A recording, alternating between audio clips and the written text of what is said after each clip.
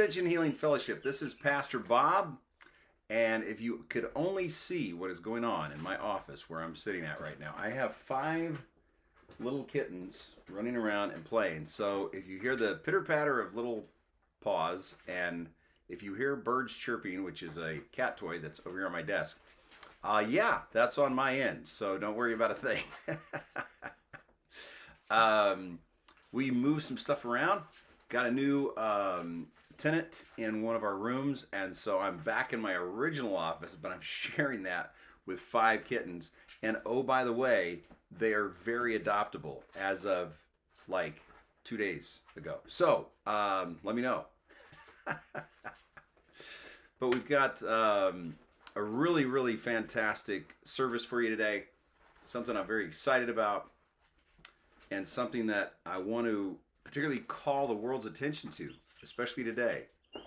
I think that all too many times we let distractions, whether that be kittens pitter patter or bird chirping cat toys, distract us from a message that we desperately need to hear. And I believe that the message that I'm going to deliver today is something that the world desperately needs to hear. So, with that in mind, I want to read a passage to you, as I do like to start with that. We'll go into a time of meditation after a question, thought-provoking question, and then we will discuss today's message. So, here's the message. Here's the passage. It's from Isaiah 51 and verse 1. And I'm going to read it from 2 different versions because it's kind of interesting. So, Isaiah 51, verse 1. Listen to me, you who pursue righteousness. You who seek the Lord, look to the rock from which you were hewn, and to the quarry from which you were dug. Look to the rock from which you were chiseled from, and to the quarry from whence that rock came. Now that was the New Revised Version. Let me read it from this inclusive version. Listen closely to what I say, you who pursue justice. So instead of pursue righteousness from the New Revised, it's you who pursue justice. We're going to talk about that in a minute because it's really important. You who seek Yahweh, you who seek the Lord, was the Revised Version. Consider the rock from which you were hewn and the quarry from which you were cut, which is almost identical to what it says in this other version, right? Consider the origin of the rock that you were chiseled from. That you were chiseled from. Interesting, isn't it? So, the question I have for you while we go into meditation is, consider the rock from which you were created. What is that rock? What is that rock from which you were chiseled? What is that rock from which you were hewn from, you were part of, and you are now in this experience where it seems like you're separated from the rock, but you're actually one with the rock always. So today's meditation, we're going to breathe in, I am from, breathe out, the rock of perfect love. Breathe in, I am from, breathe out, the rock of perfect love. Breathe in, I am from the rock of perfect love.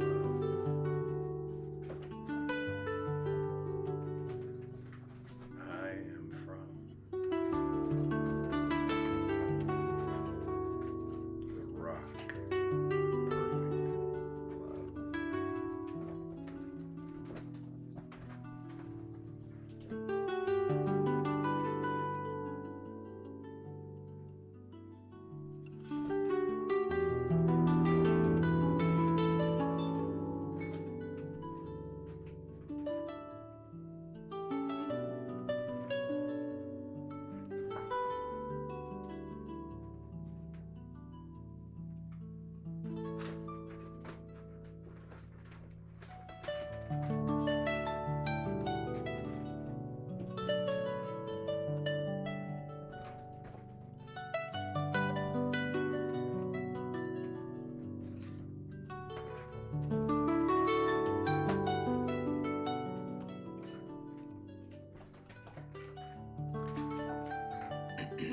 no matter what the distractions are, no matter what is going on around us.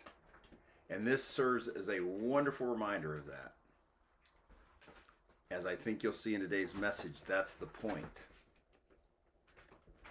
To be focused on what matters. No matter what the distractions are amongst you. Even if it's herding 5 kittens. No matter what the distractions are, get back to your rock. Get back to that solid rock from which you were hewn, from which you were a part of. And while it feels like you're separated, you're not really, because that rock is in you and you are in that rock. You feel me? I hope so. So, let me read this passage over one more time. Listen to me, you who pursue righteousness, you who seek the Lord, look to the rock from which you were hewn and the quarry from which you were dug. This has been a very, very difficult week in America. A young man, his name was Charlie Kirk, was assassinated because he had a different opinion than the person who killed him. I want you to sit with that for a minute. I want you to sit with that for a minute. And I want you to think on this question. How many opinions have you changed since you were, I don't know, even a year ago? But especially since you were in your 20s. How many of your opinions have changed? How much have you grown? How much have you changed? Now for some, maybe they didn't change. Maybe they didn't grow. Maybe they didn't. I think that concerns me even more. But how many of your opinions have changed? How many thoughts have gone differently than how you initially thought? Something for you to consider. So what does it mean to pursue justice? What does it mean when it says pursue righteousness? Remember this. Faith is righteous. Faith is what creates righteousness. Faith is the origin of all good in your life. Faith. And what is faith? Faith is resting in a week where we lose Charlie Kirk, in a week where we commemorate 9/11, and in a week where I remembered that it was 50 years ago from just yesterday when they came to tell me that my father had passed away. I was 11 years old. 3 days back to back. Charlie Kirk, 9/11, and the 50th anniversary of my father's passing. Back to back. Faith is remembering the rock from which you are in and is in you, even when all hell seems to be breaking loose around you. Even when that happens. Even when people are killed for their opinion. Even when we are seeing the anniversary of some tremendous anger and tremendous rage at destroying buildings and people's lives, and even when I can remember the extreme hurt that I felt at just 11 years old when I was told that my dad was gone and I would never have him in physical reality again. At least not on this side. I don't know about the next side. It's faith that makes righteous. It's faith that creates righteousness. If you want to pursue righteousness, then pursue resting in each and every moment. Pursue resting in whatever is, because that is divine. What does it mean to seek the divine one, to seek the Lord, to seek Yahweh? What does that mean? Well, remember this, Yahweh is perfect love. So if you want to seek that perfect love, give love freely to all, to include the one who killed a man for sharing his opinion, to include the ones who flew airplanes into buildings in New York, to include my dad, who left me when I was 11. Forgive them, love them, show love, show mercy. Get over things. You know, I was so blessed. Last week I was in Oregon. Last week, actually, at this time, I was in Oregon with Jennifer and Yesenia and Joe and some of the Ascension Healing Fellowship really key core members, gang thing, whatever we were calling that. I don't know. But it was so wonderful because we had some healing sacraments and some healing ceremonies, and I was able to move through some things that have challenged me for so long. And I was able to be held by people who cared. Do you understand what that means? At Ascension Healing Fellowship, we're people who care. We're people who are hewn from that rock. We recognize that rock that's within us and that we are within. And while we may differ in opinions, while we may differ in how we see the world and our different things, we're part of that rock. And that rock says, I'm going to love you. And that rock says, I'm going to care about you. And that rock says, you have a home here. You have a home here. So what rock were you chiseled from? What rock were you chiseled from? For you see, if we do not know our origin, we will wander around in our current exiled state, supposed exiled state, from that rock from which we were hewn. And it will be miserable. And it will suck. And I'll tell you why.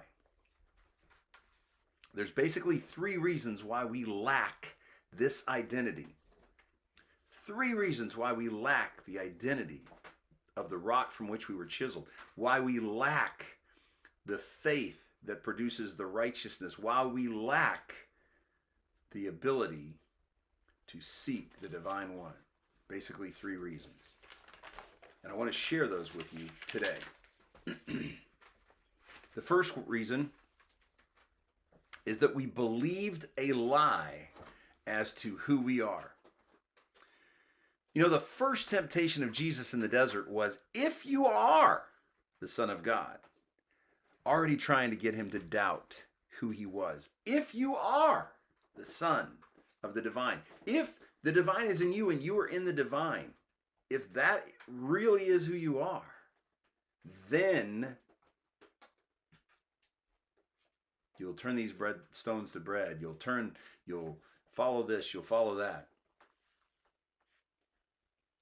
That's the first temptation of Jesus, is to forget that he was in God, God was in him, always.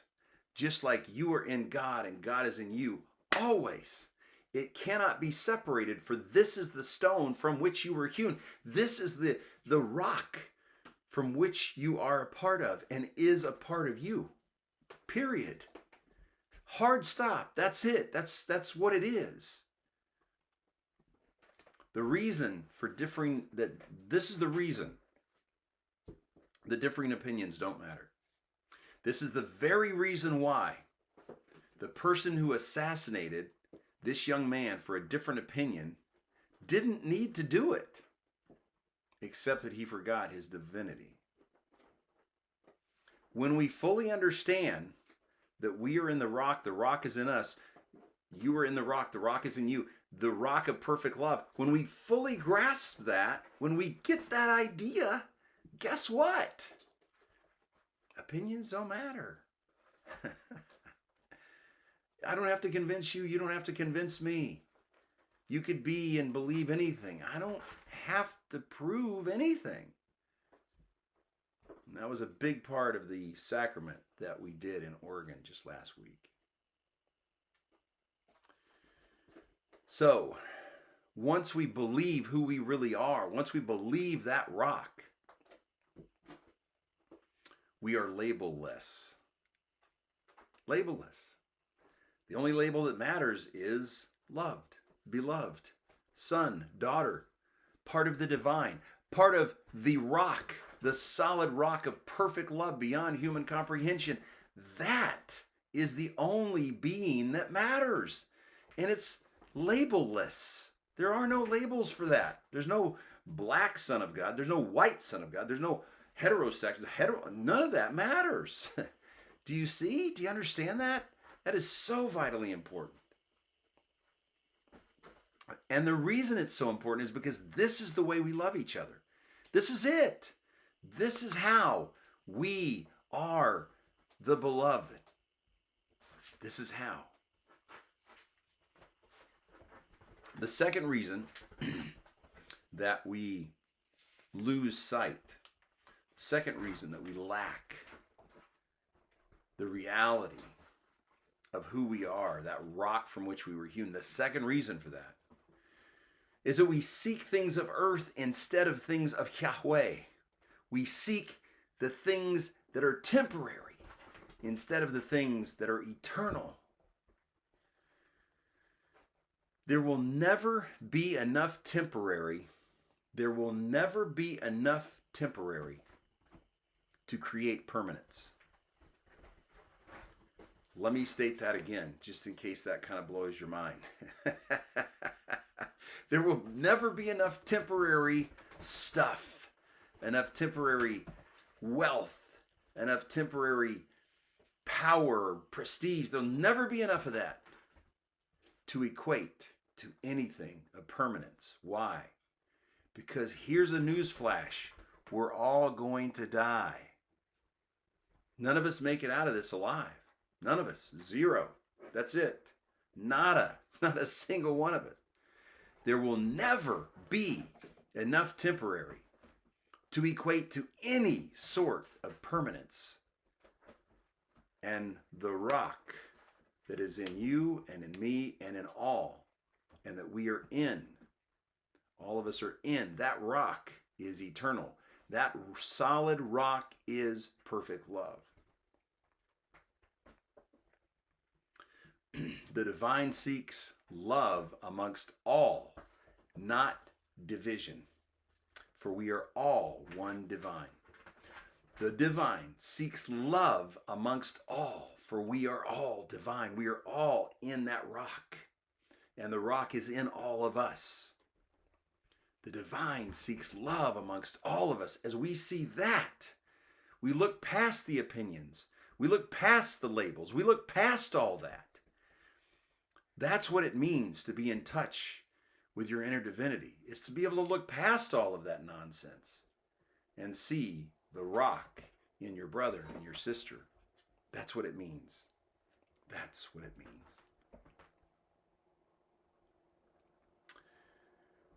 Flesh fix over soul solution. That's what it's about. That's what it's about. The third reason we lack is our sense of justice is not in alignment with divine justice. You see, divine justice centers on soul, not revenge. Soul. Divine justice centers on soul, not earthly revenge. And that's what I've been hearing a lot of with regard to so much that has happened this last week. Divine justice focuses on healing, not hurting. Divine justice focuses on healing, not hurting. We focus on healing each other and not hurting each other.